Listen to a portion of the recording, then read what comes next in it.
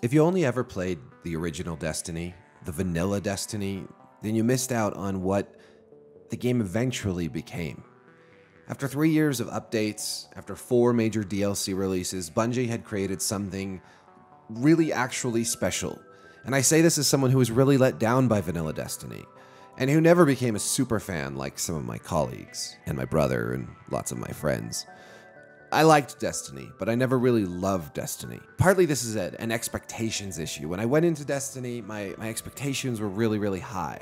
I'd only heard what Bungie had told us about the game, and I was expecting something kind of like a cross between Halo and Star Wars, like a swashbuckling adventure where you'd run into other players, team up, and go on really exciting missions and meet incredible characters, and I guess I just expected something more than what we ended up getting, which was sort of this hollow experience with a really grindy endgame. Just nothing like the game I had envisioned, and that's partly my fault, but partly also what Bungie had led us to believe about what Destiny would be.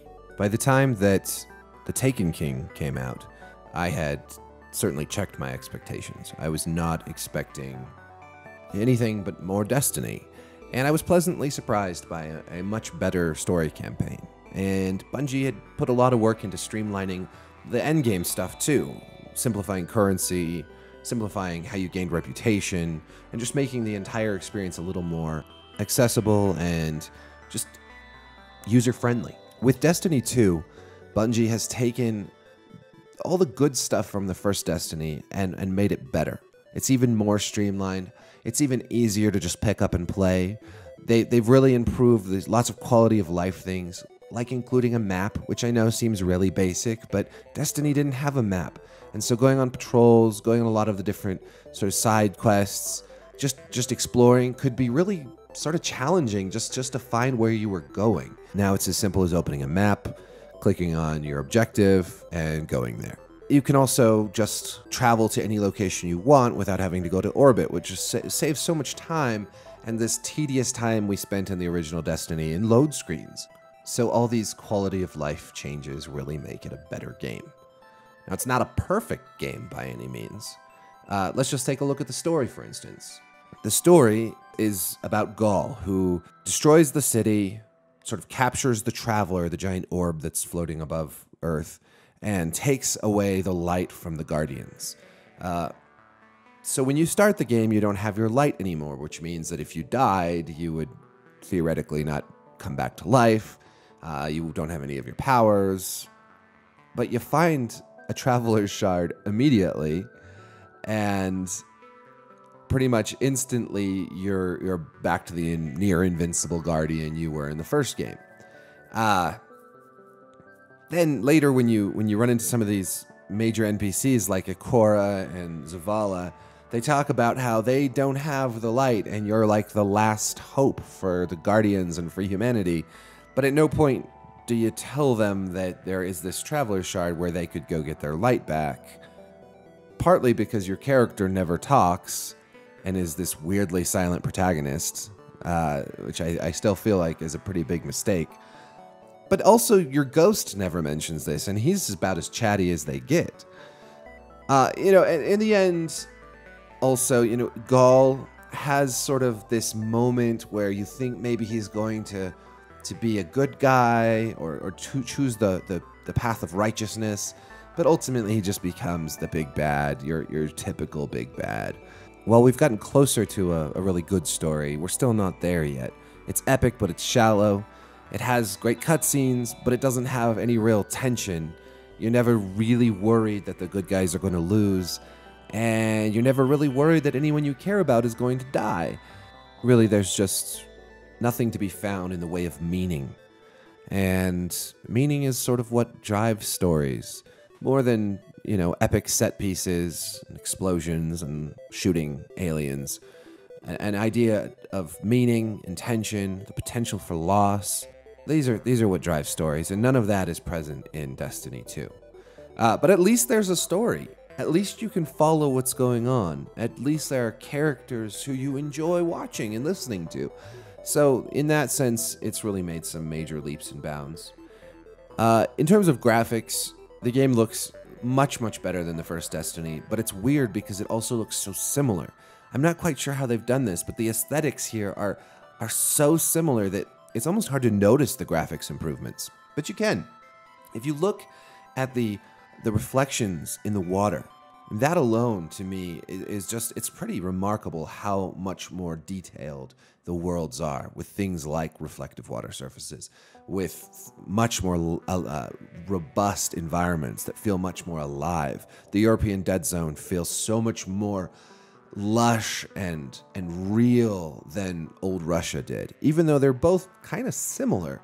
And the same goes for the Vex in both games have very similar worlds, even though in Destiny 2 Nessus is much more lush and colorful and detailed and interesting than what we got in Destiny. Finally, there's these endgame activities. You can go to the Crucible and fight against other players. You can run strikes. You can go on adventures. You can patrol. All of this is sort of in place at the beginning of the game, and it all works great. I especially enjoy the Crucible this time around, which certainly wasn't the case the first time around. I don't know if that just means I've gotten better over the years. I certainly hope that's part of it. I also just feel like gunplay is a little tighter, and maybe the 4 versus 4 matches make more sense than 6 versus 6. I haven't really been able to put my finger on that yet. But really, just everything, being able to do a lot of side quests, being able to run on these adventures, being able to have a map to do all this stuff with, not having to deal with all these load screens, all this stuff, this quality of life stuff makes Destiny 2 really, really accessible. I feel like people who are maybe burned out really quickly on the first one will find something here to do that is more enjoyable and less tedious. And really, that's the triumph of Destiny 2. And so I understand when people say it's really Destiny 1.5, because it really is how Destiny should have been in the first place. And it feels and looks so similar that I get that Destiny 1.5 makes sense. And, that's not even necessarily an insult. I do hope that with the DLC we get more variety, a new alien species, maybe a new class, at least new subclasses. But at least what we've got here is really like the Destiny that we should have had in the beginning. It really just works. Everything works so well.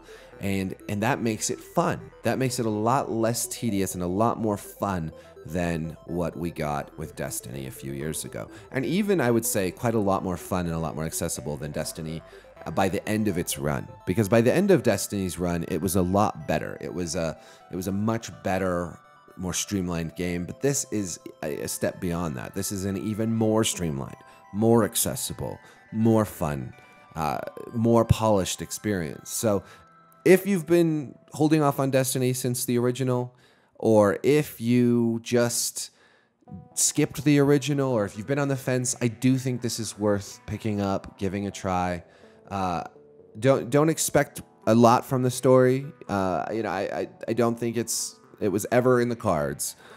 Maybe for the next game they'll put together something, but Bungie is always sort of trucked in these sort of epic archetypal concepts, and that sort of leaves the more human, more personal and intimate stories by the wayside. I think that's a mistake, but that's what we have to expect from this developer. But in terms of the gameplay, in terms of what you get from the game itself, it has come a long ways. This is a total overhaul. No matter how similar the two games are, this is a new engine, a new experience, and just a much more enjoyable one. So those are my thoughts. Thanks for listening. Peace. You have my respect, Hunter.